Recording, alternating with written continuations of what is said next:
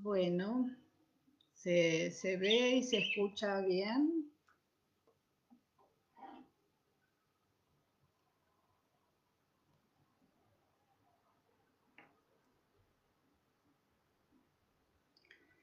Bueno, acá me dicen mis ayudantes que se ve y se escucha bien y están entrando ya los chicos. Vamos a darle buen día, Azul.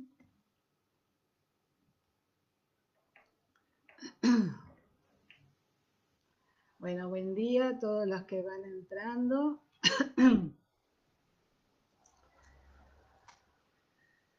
Bueno, vamos a darle comienzo a esto. Buen día a todas las comisiones y gracias Vivi por esta invitación en la que vamos a trabajar el caso de André Guide. Para contextuar un poco en qué tiempo, ¿no es cierto?, le tocó de vida a André Guide. Él nace el 22 de noviembre de 1869 en París, Francia, y fallece en 1951, el 19 de febrero de 1951. Vaya periodo revolucionario que le tocó vivir a este hombre, ¿no es cierto? Entre otras cosas interesantes, ¿no?, que de accionar también en su vida, en 1947 recibe el premio Nobel.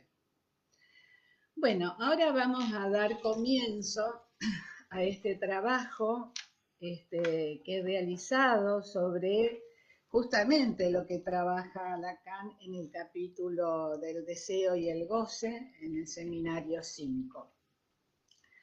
Allí Lacan elogia la obra de John Delay sobre la patología que realiza patografía que realiza de Guide en la juventud de Guide, diciendo, la elección es sobrecogedora, ya que vemos ordenarse en ella, en todo su rigor, la composición del sujeto. Bien, bueno. Vamos a darle entonces comienzo a poder contar algunos detalles, tener consideraciones de su vida familiar. André Guide es hijo de Paul Guide y de Juliette Rondeau. De la línea paterna son oriundos de Uzès, Francia, descendientes de hugonotes, de religión protestante y hombres de cultura intelectual. Su padre era profesor de jurisprudencia y un apasionado por la literatura y la lectura. Esta es la línea paterna. De la línea materna son de la Normandía, de la Normanda, afincados en Rouen, Francia, de religión católicos, rigurosos y puritanos, comerciantes prósperos, interesados en los negocios, hicieron fortuna, inclinado hacia las ciencias naturales. Bien.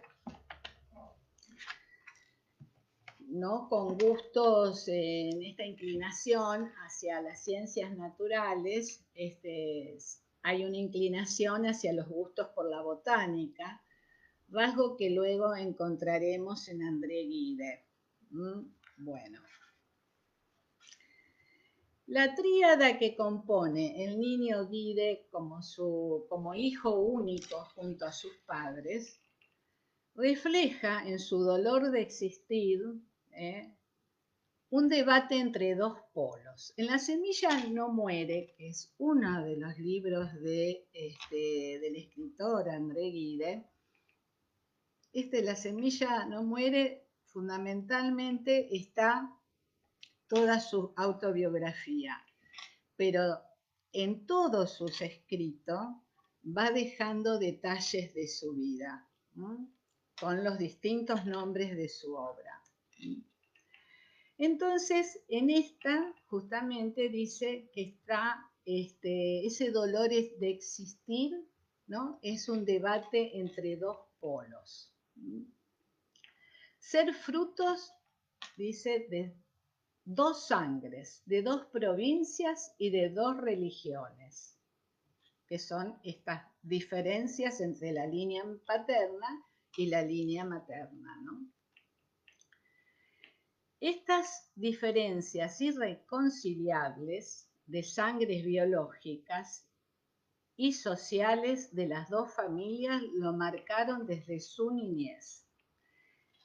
Y nos dice, nada podría ser más diferente que estas dos familias, nada más diferente que las dos provincias de Francia que combinan sus influencias contradictorias en mí. Desde niño va a navegar entre estas dos diferencias, que son las que van a constituir al sujeto, y contradictorias entre la línea materna y la línea paterna.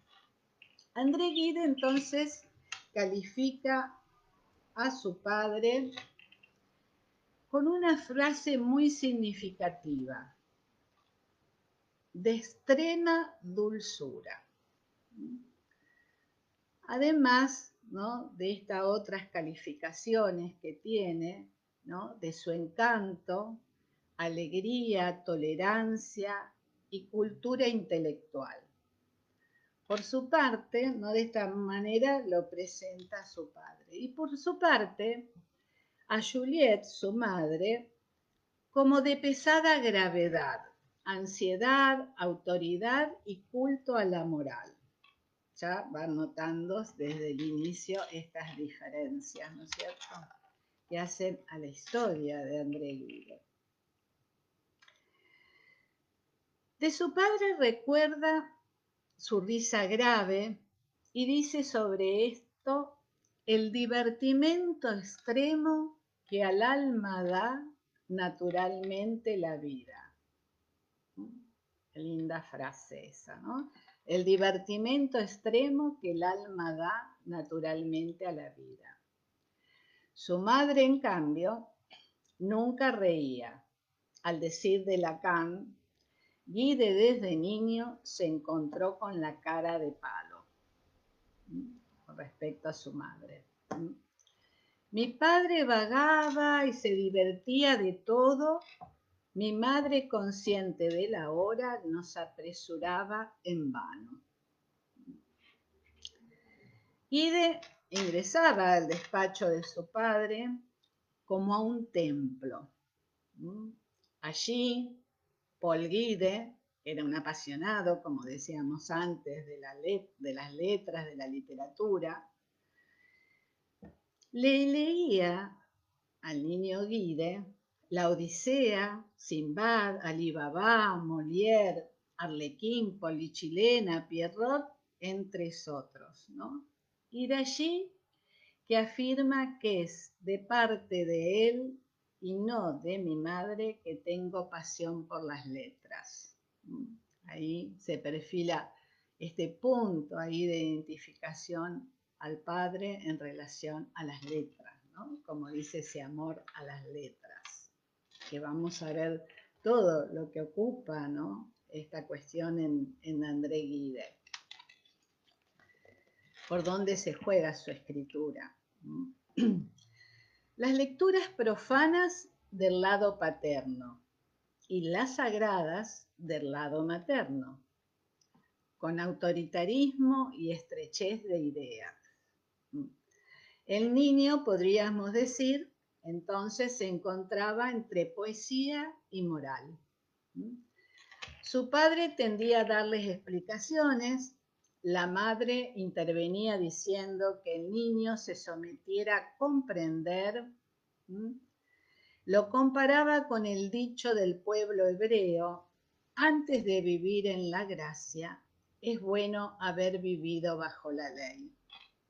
Ya ven cómo se perfila este autoritarismo, ¿no?, omnipotente del lado de la mamá, ¿no?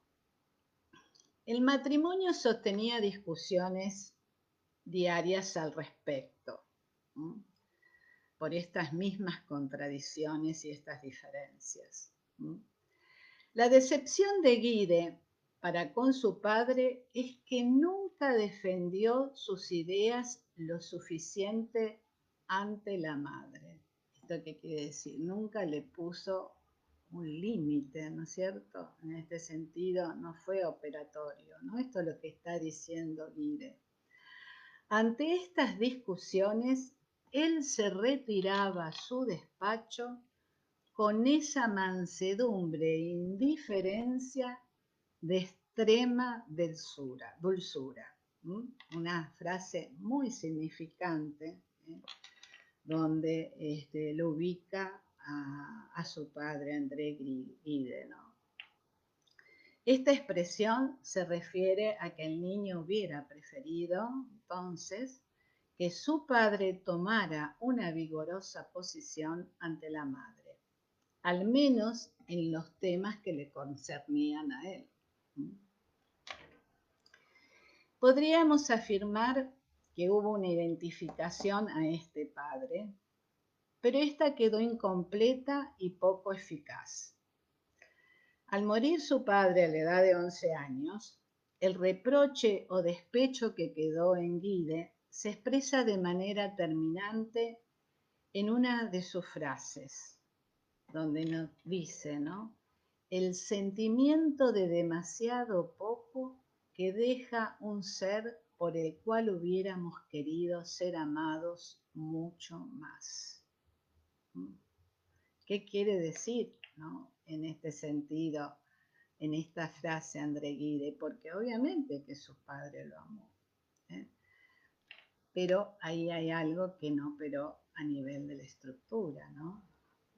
Hay algo que está apuntando más allá, ¿no? El sentimiento de demasiado poco que deja un ser por el cual hubiéramos querido ser amados mucho más. Bien. Esta es una breve referencia en relación a las características de su familia, de estas dos patrias, en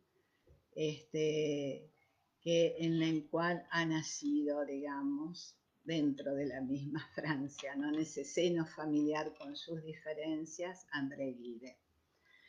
Vamos a pasar ahora a otro punto, ¿no? Que se llama la seducción como marca de un deseo.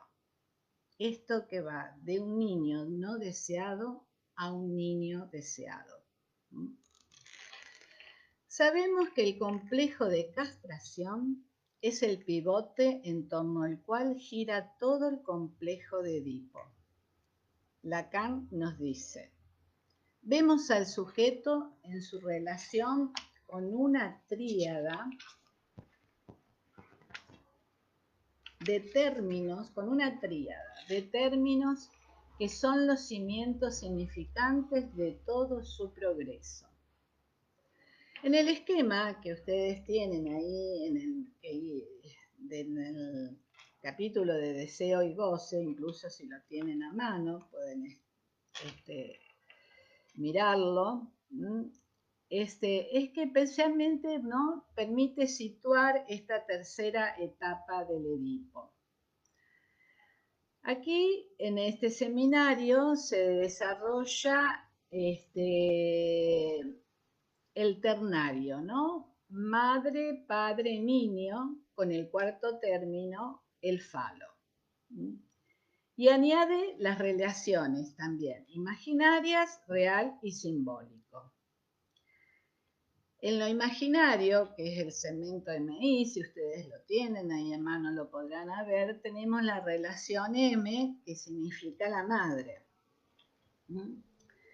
Y vamos a leer acá una parte que se refiere ahí importante, Lacan, tomándolo textualmente del texto, si lo tiene, que lo puede ir siguiendo en algunos puntos.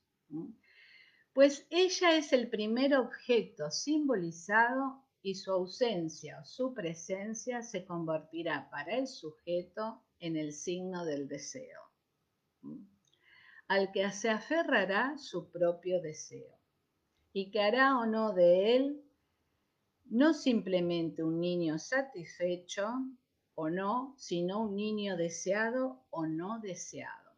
¿No? Recuerden esto, es el primer objeto simbolizado, ¿no? La madre, que se convertirá para el sujeto en el signo del deseo. El término niño deseado corresponde a la construcción de la madre en cuanto sede del deseo, así como a toda la dialéctica de la relación del niño con el deseo de la madre, que he tratado de mostrarles y que se concentra en el hecho primordial del símbolo del niño deseado.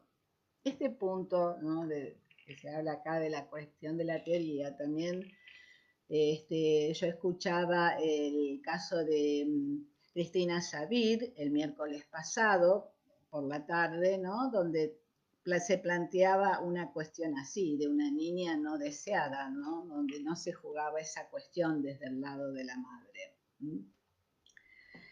Siguiendo con esta cuestión de André Gide, aquí P, término padre, en tanto que es en el significante, ¿no?, el padre como articulador de la ley, es el significante, aquel significante mediante el cual el propio significante es instituido en cuanto tal.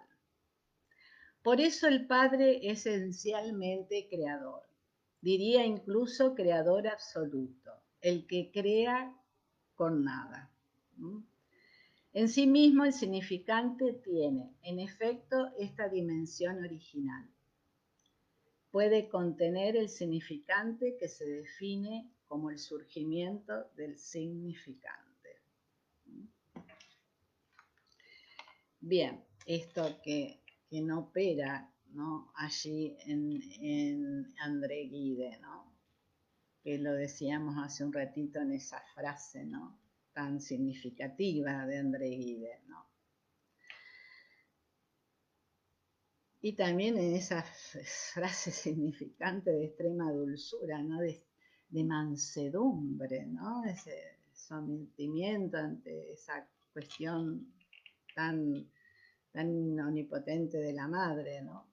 Bueno, ahora bien, ¿qué pasó con el niño Gide en esta tríada? Una madre que lo amó mal, de una forma desesperada. Lo tiranizó por su propio bien, decía ella, ¿no? Mas la presunta homosexualidad, ¿no?, latente en la madre, ha impedido la falicización de él y por lo tanto la ausencia de un deseo. La madre no se lo permitió, ¿no? Ella tenía una relación con su institutriz, ¿no? Una relación ahí de amorosa homosexual con su institutriz. Entonces, repito, la madre ha impedido la falicización de él y por lo tanto la ausencia de un deseo en sentido fálico que lo aloje. Ha dejado un efecto de mortificación que hicieron de Gide un niño desgraciado, no deseado. Un padre que no ha desempeñado ningún papel significante, que tampoco se le ha conocido gestos de amor hacia su mujer y hacia ninguna mujer. Cae en profundo sentimiento de tristeza, satisfaciendo los vicios del niño hasta su muerte.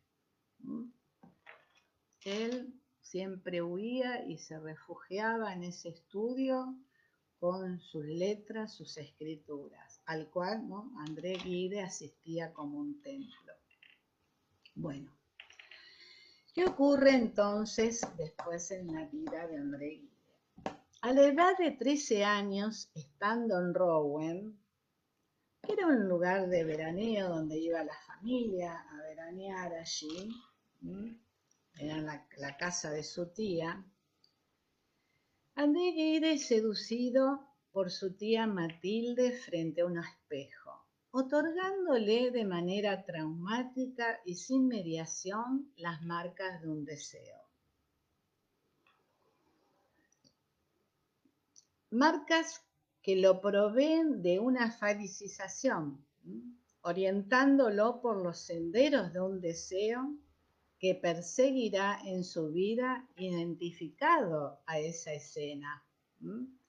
Deseará identificado a esa escena por la cual se le ofreció, ¿no? Se sintió felicizado, ofrecido ese deseo,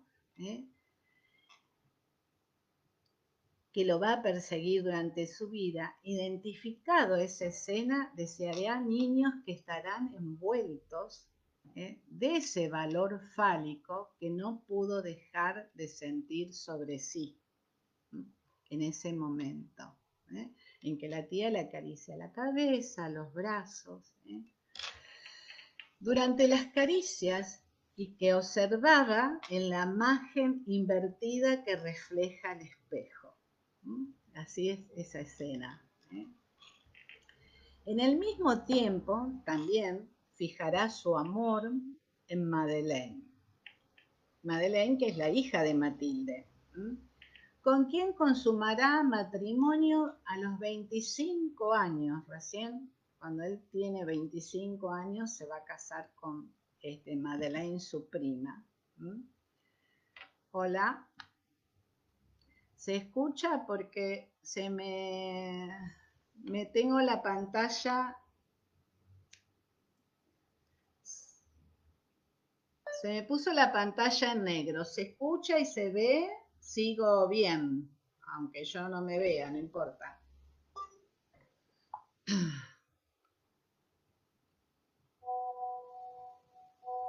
Bueno, acá me dicen mis ayudantes que sí, se escucha y se ve. Bueno, va, perfecto. Bueno, entonces se casa recién, se consumará matrimonio a los 25 años, poco tiempo después de que su madre muere. Bien.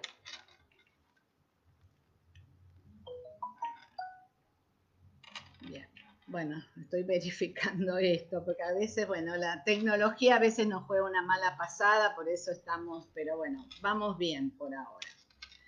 En su viaje de bodas, se le revelan sus gustos por los niños, pero la perversión de André Gide no reside tanto en el hecho de que solo pueda desear a chicos, sino al chico que él había sido como niño deseado en brazos de su tía. Allí donde se le produce la felicización y esa entrega del deseo, ¿no? Que ofrece ahí su tía Matilde. Ahora bien, retomando la composición del esquema propuesto,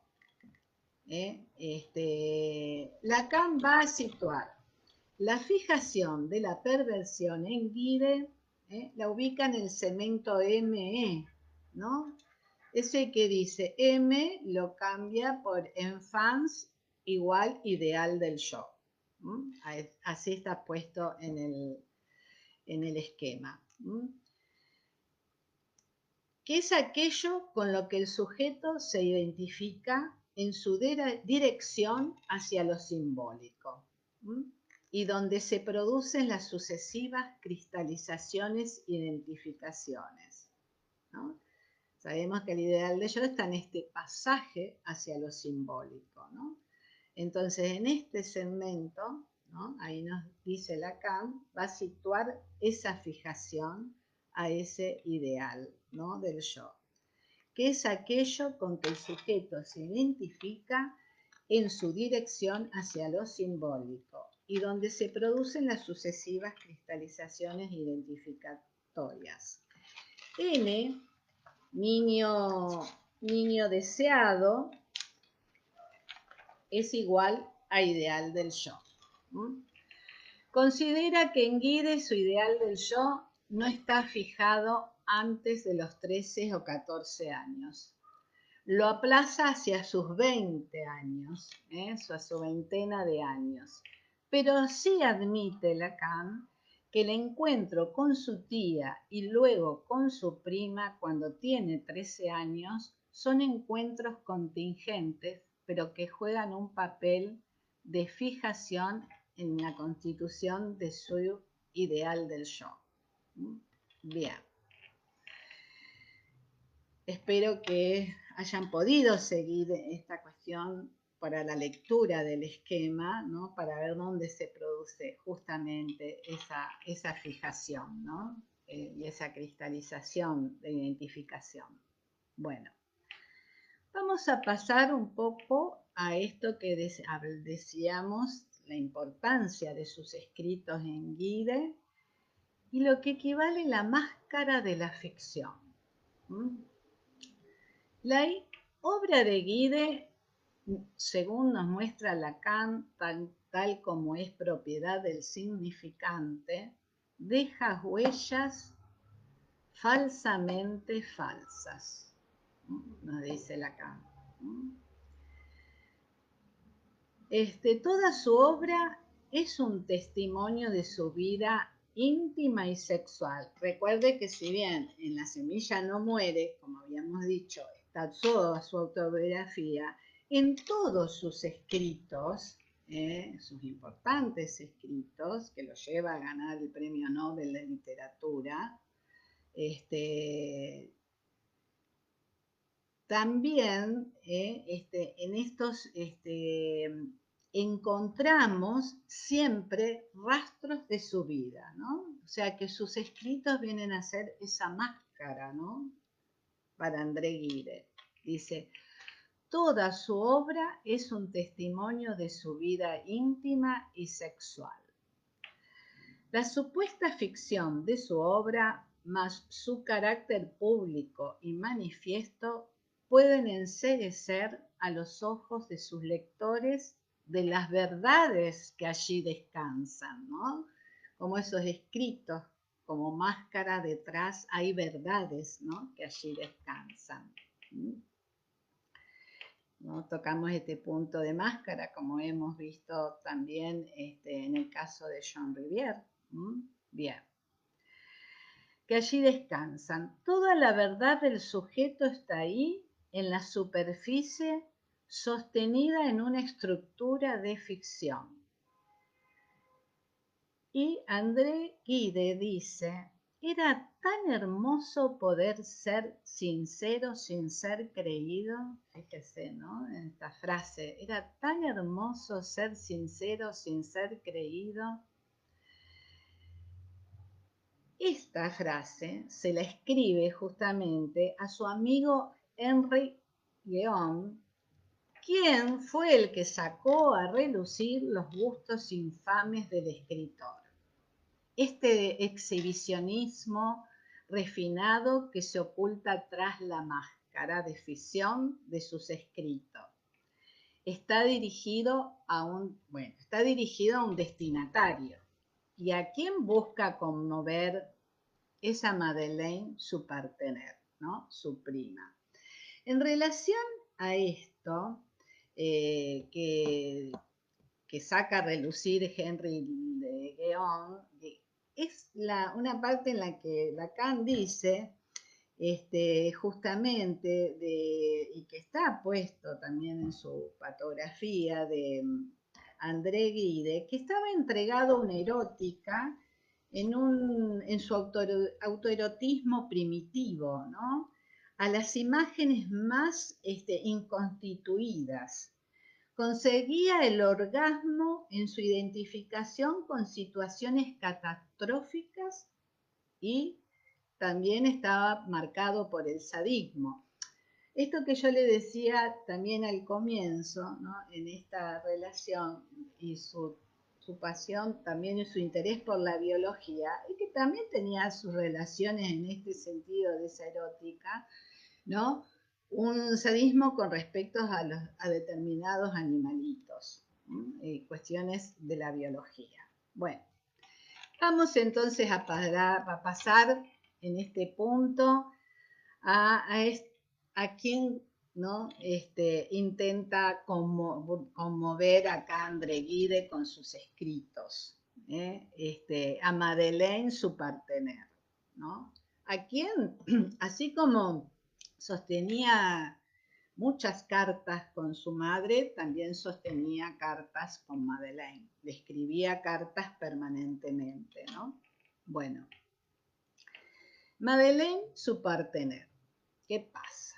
En la época de la seducción, de la que hablábamos antes, Guide, hospedado en la casa de su tía Matilde, la encuentra una noche entregada a un joven amante. Escena obscena a Matilde, ¿no? A la tía. Escena obscena de Matilde exponiéndose a la mirada de todos allí, de sus hijas, mientras el marido yacía en su cuarto, ¿no? Un piso abajo de donde estaba ella. Y acá Lacan nos dice, el impudor de uno basta para constituir la violación del pudor del otro. Aquí ocurre un punto entonces decisivo en la vida del joven Guide, porque se encuentra con su prima llorando en el segundo piso de aquella casa a donde se ha precipitado Guide, no tanto por ella como por su olfato, por su amor al clandestino que allí reina. Es lo que siempre perseguía, que les aclaraba, les marcaba recién yo en esta erótica y primitiva de André Gide, ¿no? Bueno, tropieza, ¿no? Ahí en ese punto con su prima angustiada y deshecha en llanto. Para él, esta situación, ¿no? De dolor, de angustia de su prima, es la cima de la embriaguez, el entusiasmo del amor, del desamparo y de la devoción. Y en adelante, identificado a su prima, se consagra a protegerla. En términos simbólicos, acá nos dice Lacan, conservará el lugar de niño deseado, que al fin podrá ocupar por intermedio de su prima. En este lugar donde antes había un agujero, ahora hay un lugar, pero nada más, porque en este lugar él se esquiva, no puede ocuparlo al no poder aceptar el deseo del que es objeto.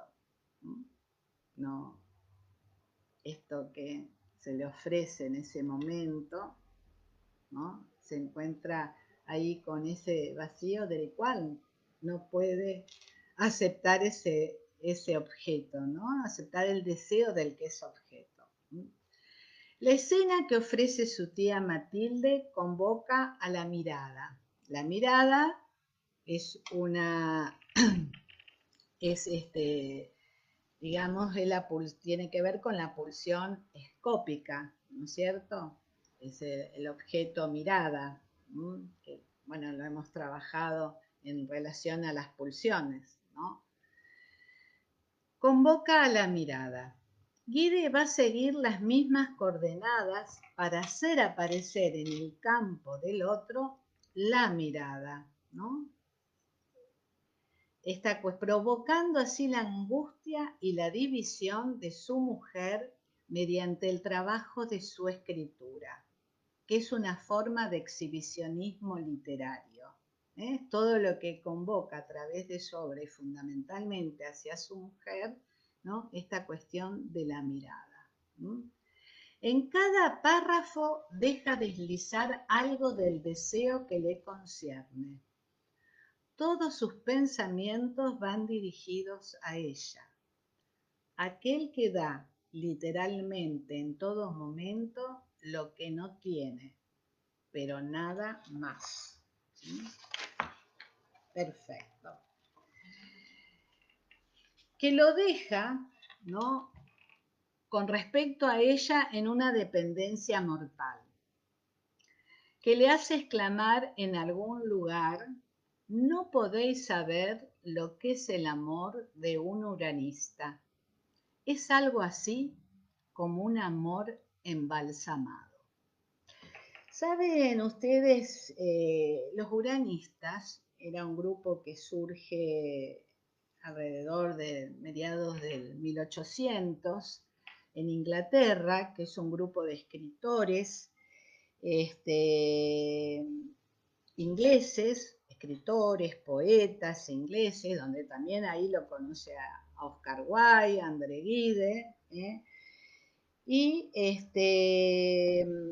que es una, exaltan este grupo, aparte de interiorizarse en estas cuestiones sobre la homosexualidad, ¿no?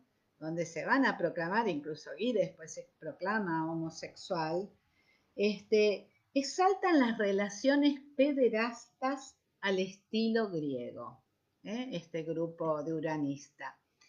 Y embalsamado, ¿no? También, bueno, para aquellos ya queda un poco claro por qué dice uranista, ¿no? Y embalsamado, porque es un amor sin deseo, está vaciado de deseo.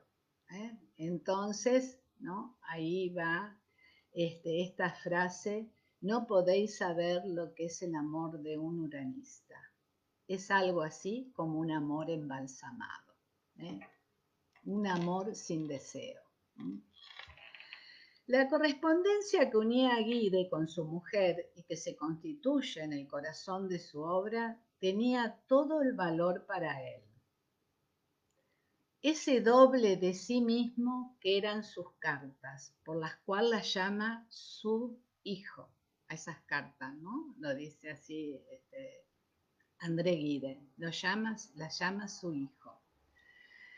Entonces su perversión radica en sostener ante la lectura la mirada atenta de su dama. La toca más que a cualquier otro en el mundo, haciéndose instrumento del goce del otro, de su división, bajo la forma de la pluma que escribe, ¿no? Bien, cualquier cosa me dicen, díganme si va la cosa bien, porque, bueno. Si el neurótico se mantiene en sus relaciones, en el terreno bien engañoso del amor, la perversión apunta a hacer surgir en el partener aquello que no engaña, la angustia, ¿no? Para André Gide, el amor y el deseo no descansan en la misma persona. Si bien el amor de Gide posee las insignias de la protección maternal, está vaciado de deseo. Digamos acá, entre esto que le viene del lado materno, entre el amor y el deber, ese autoritarismo, entre el amor y el deber, hay una exclusión del deseo. Bueno, está vaciado de deseo, tal como lo muestran varios pasajes de su obra, bajo la máscara de André Walter, que es otra de sus obras, que se llama André Walter, pronunció: no te deseo, tu cuerpo me molesta y la posesión carnal me horroriza. No seremos verdaderos amantes, mi querida. Esto lo escribió en su journal en 1891 como presagio de su vida marital. Lo escribe André Gide. En sus viajes de turismo sexual a África, se encontraba con jóvenes en calidad de partener, sobre quienes recaía el deseo bajo la modalidad que encarna la voluntad de goce. El secretario que lleva ahí, el primer secretario, uno de los llevaba a sus viajes a África, es Marc Alegret, que es un cineasta. Tenía 17 años en esa época, cuando lo lleva al Congo. También allí conoce a Roger Bardin. Roger Bardin fue el que descubrió a Brigitte Bardot. Bueno, una nota un poco como detalle al margen, ¿no? Pero bueno, él ¿no? Estos viajes que empieza a realizar al Congo, donde allí se realiza también otras actividades.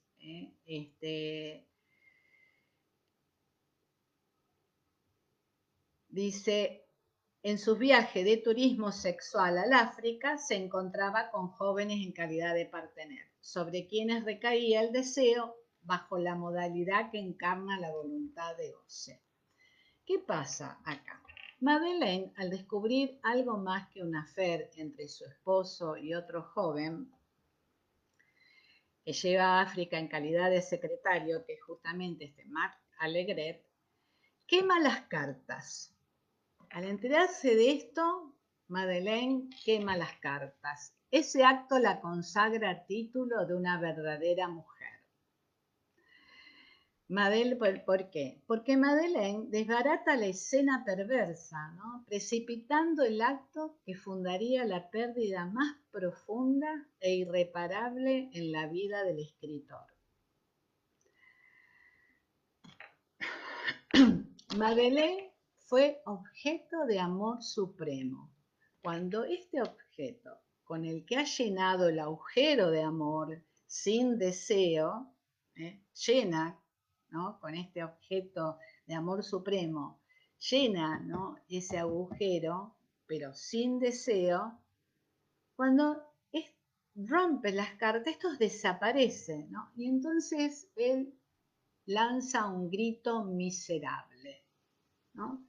Que Lacan va a comparar con Harpagón, mi cofrecito, mi querido cofrecito, personaje de la comedia del avaro de Molière. No sé si todos ustedes conocen la comedia esta de Molière, muy, muy interesante, Molière, un gran escritor, que de la Harpagón es justamente el personaje que encarna el avaro en esta obra. Y él era, obviamente, como suele ocurrir, como conocemos en la historia de esas épocas, él era el avaro, el rico del lugar, donde tenía en su cofrecito su oro guardado, que era lo que más amaba. Bueno, como este oro le daba poder, hay un padre que decide casar a la hija con Harpagón, una chica joven, bella, con Harpagón. Y Harpagón, obviamente, con su oro compraba estas cuestiones. Pero ¿qué pasa? El hijo de Harpagón y esta jovencita estaban enamorados. Entonces, al hijo de Harpagón se le ocurre, juntos con sus amigos, esconderle el cofrecito. Entonces, cuando se va a hacer este enlace, ¿no? Este convenio familiar a la altura de esa época matrimonial, le dicen que el cofrecito no estaba, ha desaparecido. Y ahí es donde Harpagón sale con ese grito desesperado, ¿no? Porque se encuentra, ¿no? Ante eso, ¿no? Se encuentra hasta ese horror, ese vacío que lo tapaba con su cofrecito de oro y sale gritando: mi cofrecito, mi querido cofrecito. ¿Cómo se arregla el asunto? Que le dicen que pueden encontrar el cofrecito si él rechaza casarse con la joven. Bueno, colorín colorado, si bien trae su punto de verdad esta cuestión, obviamente, el viejo avaro se aferra a su cofrecito y la deja a la joven. Por eso mismo, justamente, Lacan equipara ese grito desesperado de André Gide cuando le rompe sus cartas y se encuentra con ese vacío, ¿no es cierto? Con lo que había llenado toda su vida el escritor. Bien, vamos a pasar a un momento. ¿Va todo bien, chicas? Vamos a pasar a un comentario que hace Lacan acerca de la homosexualidad masculina, para finalizar en relación a todo esto que venimos trabajando de André Gide. Lacan sitúa el accidente homosexual a nivel del segundo tiempo del Edipo. Bien, me dicen genial, bárbaro. Me muestran los brazos, mi ayudante. Bueno, Lacan sitúa el accidente homosexual a nivel del segundo tiempo del Edipo. La homosexualidad masculina aparece relacionada con un disfuncionamiento del segundo tiempo, en lo que por falta del padre no se realiza la separación del niño y la madre, ¿no? Que veníamos viendo antes con André Gide, ¿no? No se realiza la disolución de la captación imaginaria del falo como objeto de deseo de la madre. Las relaciones del homosexual masculino con el objeto femenino, muy lejos de ser abolidas, son, al contrario, muy profundamente estructuradas. Y en André Gide encontramos allí la clave, ¿no? Lacan también deduce la exigencia del partener síntoma del homosexual que muestre que lo tiene, que tiene con qué. Precisamente porque el padre del homosexual, bien sea porque no se hace dictar la ley, bien sea porque es demasiado dependiente del amor de la madre, está bajo sospecha de no tener con qué. Bueno, esto no demasiado poco que el alma da la vida, ¿no? Decía así la frase, ¿no? Con respecto a su padre, André Gide. Otra cuestión que también plantea es que deduce que si hay temor al órgano femenino es esencialmente en tanto que tragón del falo. Sobre este punto de fijación en Gide, ubico la cuestión de la madre, ¿no? Entre deseo y goce, ¿no? Acá donde se produce esta separación. Su madre, Juliette, su madre está disociada como mujer del padre. Entonces se produce un desdoblamiento de la figura de la madre. Es decir, entre la madre real de Gide, Juliette, y su tía Matilde, podemos decir que hay una madre para el amor y otra para el deseo, ¿no? Bien, esta madre que lo deja sin deseo, con un amor sin deseo, ¿no? Entre el deber, ¿no? Entre el amor y el deber, una exclusión para el deseo, y en tanto que no hay una articulación de la ley, del significante, ¿no? De tanto ley,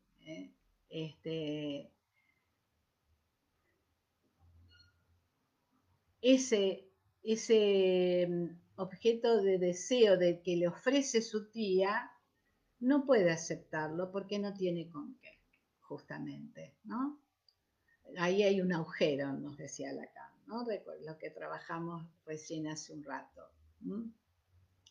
Bien, con lo que él lo va a llenar con ese amor, justamente sin deseo con respecto a su prima, y es el desenlace que lo hace gritar como Harpagon. Bien, entonces tenemos, decíamos, una madre para el amor y otra para el deseo. Juliette, una madre, su madre real, ¿no? Una madre que lo amó mucho pero mal, de una educación sumamente rígida y puritana. Es una figura de autoridad. Ella ocupa el lugar de la ley y el deber, como consagrada a un amor homosexual y que sostenía con su institutriz. casamiento con Paul Guide fue una convención entre familias tardíamente, había que casarlos, lo casaron, allí tampoco se jugaba deseo, ¿no? Él no sentía amor por su mujer y Juliette tampoco por su marido, pero sí venía sosteniendo este amor hacia su institutriz, ¿no? Consagrada a un amor homosexual. Por otro lado, una madre para el deseo, Matilde, su tía, lo ingresa al deseo, pero se trata de un desear en los jóvenes el niño que él fue, aquel que se sintió como niño deseado. Esta fijación se le impone, une el deseo a la voluntad de goce en esta fijación. Voluntad que implica la imposición de la ley en la escena, que no necesita aprobación ni acuerdo con el otro. Él es como una roca, dice Lacan. No tiene vergüenza ni culpa. No se opone a este empuje. No contraría su voluntad. Desea eso. Esa es parte, ¿no?, de esa ley insensata, ¿no?, donde ordena al goce. Es lo que impone, ¿no?, su voluntad de goce, en este sentido, André Gide. Ante este desdoblamiento, entonces, de estas dos posiciones de madre entre deseo y entre amor y deseo, fija en su partener Madeleine el amor puro, imagen ideal capaz de soportar un amor descarnado, soporte estructural necesario para Guide. Fíjense ustedes, ¿no?, esto que decíamos de la frase del uranista, ¿no?, acá también lo podemos ubicar en este lugar de Madeleine, porque justamente él no tuvo ninguna posesión carnal, como lo expresé en esa frase que él pone en uno que está dirigido a ella, la sostiene con estas letras de amor, con estas cartas a Madeleine, por el cual se sostiene él en ese punto, que es su soporte estructural.